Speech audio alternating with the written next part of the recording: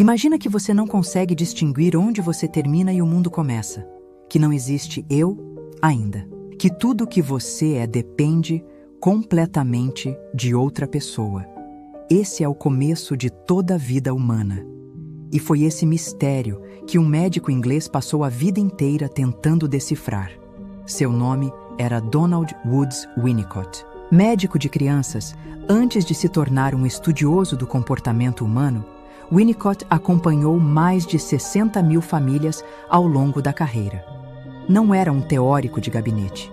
Era alguém que observava, com paciência, com afeto, com curiosidade genuína. E o que ele viu mudou para sempre a forma como entendemos o desenvolvimento humano. Winnicott tinha uma ideia revolucionária. A mãe não precisa ser perfeita. Ela precisa ser suficientemente boa. Perfeição demais sufoca. Ausência demais quebra. O que a criança pequena precisa é de um ambiente que a sustente, que a segure, tanto no sentido físico quanto no emocional.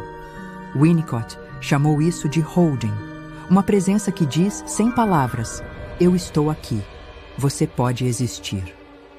Mas o que acontece quando esse ambiente falha? Já falamos sobre o holding, a presença que sustenta. Agora, o que acontece quando ela falta? O verdadeiro e o falso self. Quando a criança, ao invés de ser acolhida, precisa se adaptar às expectativas dos outros, Winnicott disse que aí nasce o que ele chamou de falso self, uma armadura, uma máscara, uma versão de nós mesmos construída para agradar, sobreviver, encaixar. Por dentro, escondido, o verdadeiro self continua lá, espontâneo, criativo, delicado, esperando um ambiente seguro o suficiente para aparecer. Você já se sentiu assim? Vivendo uma versão de si mesmo que não é bem você? Winnicott dizia que esse é um dos desafios internos mais profundos que existem. O objeto transicional, o ursinho, o paninho, o cobertor surrado que a criança leva para todo lugar.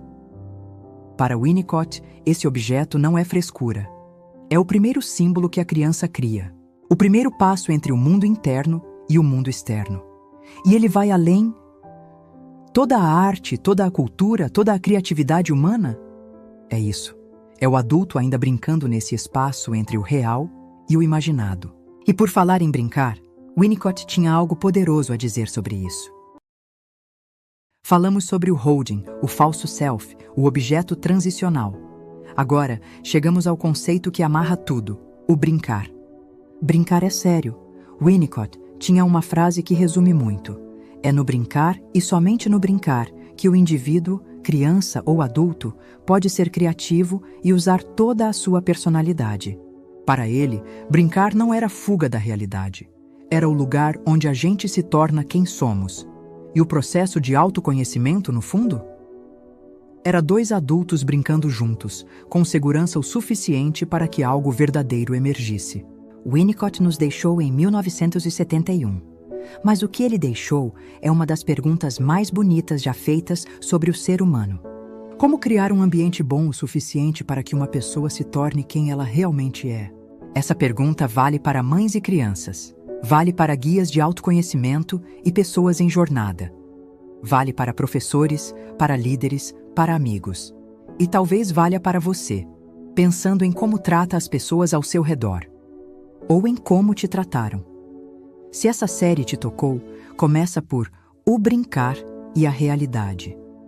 Winnicott escreveu de um jeito raro para um estudioso do comportamento humano, com poesia. Deixa um comentário. Qual conceito fez mais sentido para você? E compartilha essa série com quem trabalha com educação ou desenvolvimento humano. Até a próxima. Já falamos sobre o holding, a presença que sustenta. Agora, o que acontece quando ela falta? O verdadeiro e o falso self. Quando a criança, ao invés de ser acolhida, precisa se adaptar às expectativas dos outros, Winnicott disse que aí nasce o que ele chamou de falso self, uma armadura, uma máscara, uma versão de nós mesmos construída para agradar, sobreviver, encaixar. Por dentro, escondido, o verdadeiro self continua lá, espontâneo, criativo, delicado, esperando um ambiente seguro o suficiente para aparecer. Você já se sentiu assim? Vivendo uma versão de si mesmo que não é bem você? Winnicott dizia que esse é um dos desafios internos mais profundos que existem. O objeto transicional, o ursinho, o paninho, o cobertor surrado que a criança leva para todo lugar. Para Winnicott, esse objeto não é frescura. É o primeiro símbolo que a criança cria, o primeiro passo entre o mundo interno e o mundo externo. E ele vai além. Toda a arte, toda a cultura, toda a criatividade humana é isso. É o adulto ainda brincando nesse espaço entre o real e o imaginado. E por falar em brincar, Winnicott tinha algo poderoso a dizer sobre isso.